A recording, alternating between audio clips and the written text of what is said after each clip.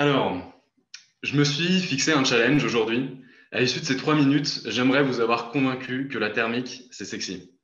Le problème, c'est que cette question, elle est désormais davantage adressée aux techniques et communiquée par des dessins inesthétiques qui ne donnent pas envie de s'approprier ce sujet. Pourtant, à l'heure de la crise climatique et écologique, il faut absolument que les architectes en ressaisissent. Et quoi de mieux pour les séduire que de parler leur propre langue? Donc il ne s'agit pas seulement de faire de beaux dessins, mais de dévoiler les outils thermiques propres à l'architecture. En plus, quelle que soit l'époque, cette question, elle représente toujours une opportunité pour l'architecte. Les révolutions techniques du 19e siècle ont permis de recréer les conditions perdues du Jardin d'Éden et d'amorcer le printemps éternel. Pour faire simple, il s'agit d'assurer un contrôle total de l'environnement thermique et la Farnsworth House est en ce point un manifeste bâti de ce que ce paradigme a permis. Malheureusement, l'heure du printemps éternel est révolue. L'heure est désormais à l'économie et l'on voit se développer de nouveaux matériaux isolants et de nouveaux systèmes techniques. Encore une fois, l'architecture a réussi à s'approprier ces nouvelles conditions. Certains architectes, comme Herzog et Demont par exemple, ont développé une esthétique de la thermique et ils voient dans le matériau invisible qu'est l'isolant une opportunité plastique et symbolique. Ces paradigmes de contrôle environnemental engagent une lutte contre les variations du climat naturel.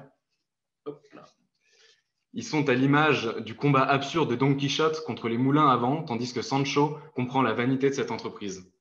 Ce combat, il pose à la fois une question de légitimité écologique et une question de souhaitabilité d'un confort unique, puisqu'il implique de fait de réduire le champ d'expérience du monde.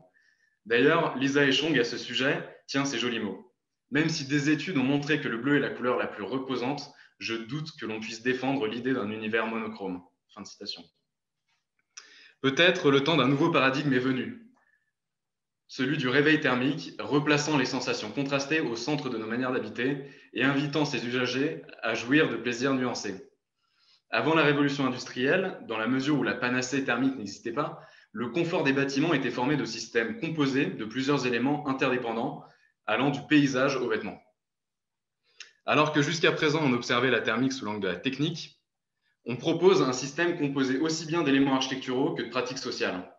Il est constitué de 3 éléments: les sources, moyens naturels, paysagers et architecturaux de production de chaleur et de fraîcheur, ainsi que les formes et les épaisseurs qui constituent les deux pendants de la limite. Finalement, la thermique en architecture, ça ne se réduit pas à la dernière norme RT ou à 15 cm d'isolant. C'est aussi une infinité de compositions originales constituées par exemple de meubles, de poils, de l'orientation, du vêtement, de la migration, d'arbres, de formes en dôme ou en gradin, de fontaines, de moucharabie, donc, de radiateurs, de plans épais et de la couleur, et tant d'autres choses encore. D'ici quelques mois, si tout se passe bien, je suis diplômé, et ce que je tire de cette recherche, c'est qu'on peut absolument faire de belles choses, confortables, architecturales, avec les bons outils de la thermique. Merci.